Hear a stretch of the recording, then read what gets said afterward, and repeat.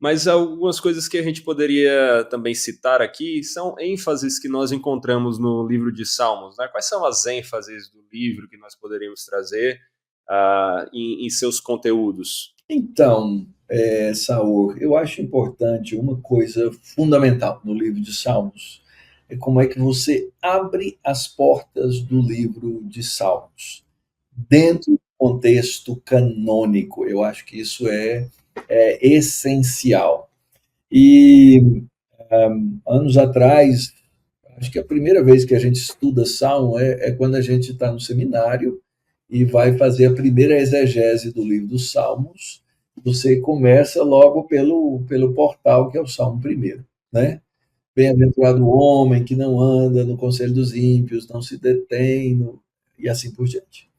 Ah, e a gente tende a tentar interpretar o Salmo, né? O que é esse Salmo? Ele está isolado, ele é o começo, ele está isolado, ele não tem texto antes, a gente imagina isso. E a gente então vai entender quem é esse bem-aventurado, o que ele faz, o que ele ganha, o que ele perde, quais são suas características, e depois tem o caminho que é o caminho do justo, e tem o caminho do ímpio, né? Que é a finalização dos salmos. E eu, obviamente, ao longo da minha história, preguei nesse livro e preguei nesse salmo, e ao longo da história, a minha interpretação ela foi mudando, porque eu percebi que eu não podia interpretar esse salmo sozinho, isolado. E aí eu comecei a me perguntar quem é o justo nos salmos, no Salmo 1. Quem é o bem-aventurado do Salmo primeiro? Porque a nossa tendência interpretativa é, ok, eu tenho que ser justo, então eu não posso andar no conselho dos ímpios, não me deter no caminho dos pecadores, nem me assentar na roda dos escarnecedores. Eu tenho que ter prazer na lei do Senhor, e aí eu vou ser como uma árvore plantada, os ímpios são o oposto disso, eles não prevalecem no juízo, o Senhor conhece o caminho dos justos, o caminho dos ímpios perecerá. E eu falei assim, eu não sou esse cara. E agora? Eu não sou esse cara, não é? Eu não sou essa pessoa. A pergunta Aham, é se tem algum personagem na Bíblia que é essa pessoa. aham, E a resposta é só uma: aham. é Cristo.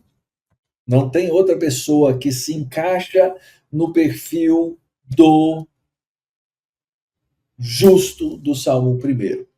Quando você Uhum. chega nos evangelhos, quem é que usa essa ilustração constante dos dois caminhos? O caminho da verdade, o caminho do justo e o caminho do ímpio?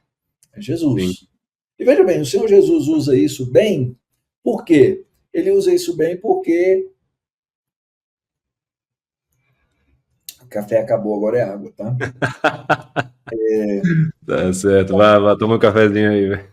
O caminho dos justos e dos ímpios é muito explorado por Jesus, eu acredito por uma razão contextual muito simples, ok? O pessoal Hum, sabia, toda criança aprendia a cantar o Salmo primeiro, todo mundo sabia. Eu costumo interessante. fazer a comparação que isso é igual a primeira pergunta do catecismo para os presbiterianos. É a Ok. única que todos sabem. Né? Qual é o fim principal do homem? Né? O Salmo primeiro era muito É, conhecido. aham. E ele tem uma forma de inclusio aqui, tá? Porque unido com o Salmo 2 termina com a expressão dos bem-aventurados os que nele se refugiam. Então, Uhum.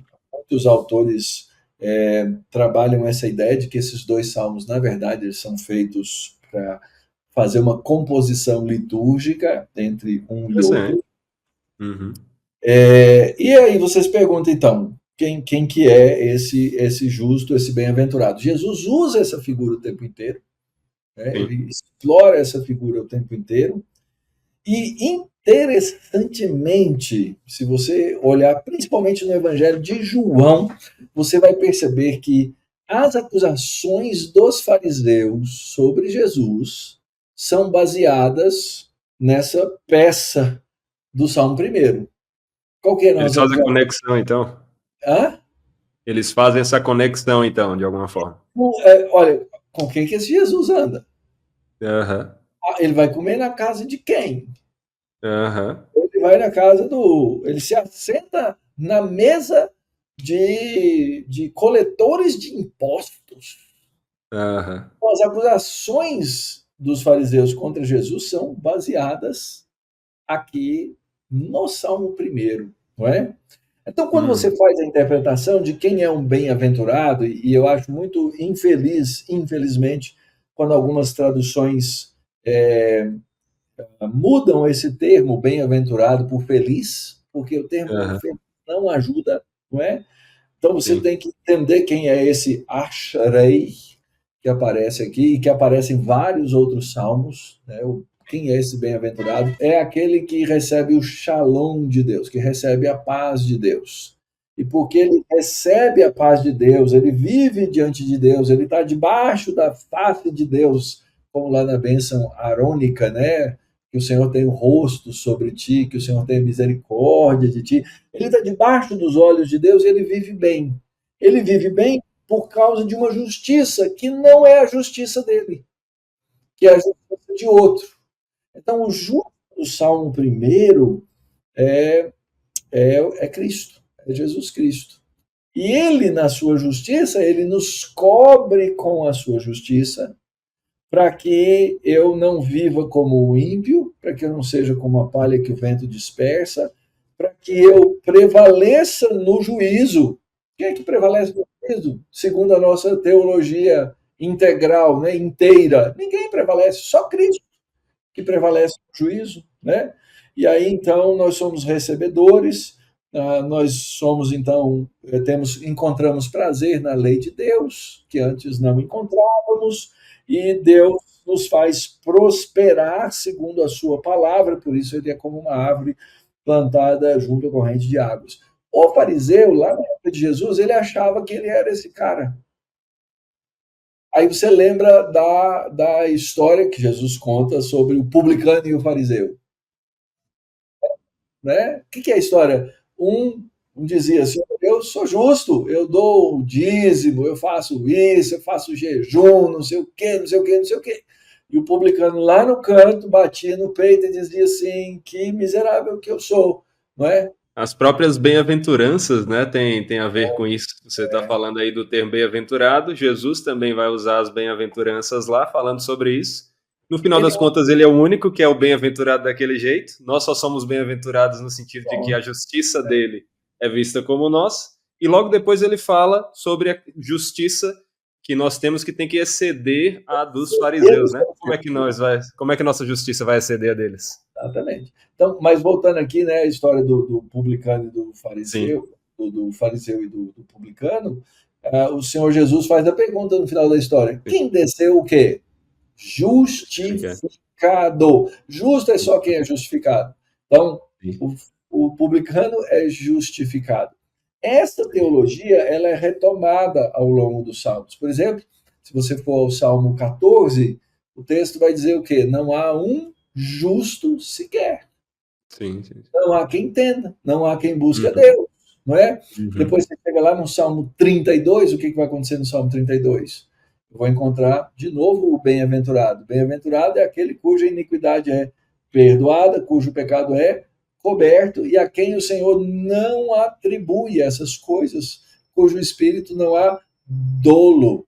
Sim, Então, você vai encontrar esse fio, essa mistura de coisas sim, dentro do livro dos Salmos e expandindo-se para as escrituras do Novo Testamento, nos discursos de Jesus, não é? Se você pegar as bem-aventuranças, Saul, boa parte delas, eu não vou arriscar aqui uma estatística, mas eu vou dizer a maioria delas você encontra dentro do livro dos Salmos. sim. Não é novidade, não é nada Uhum. novo.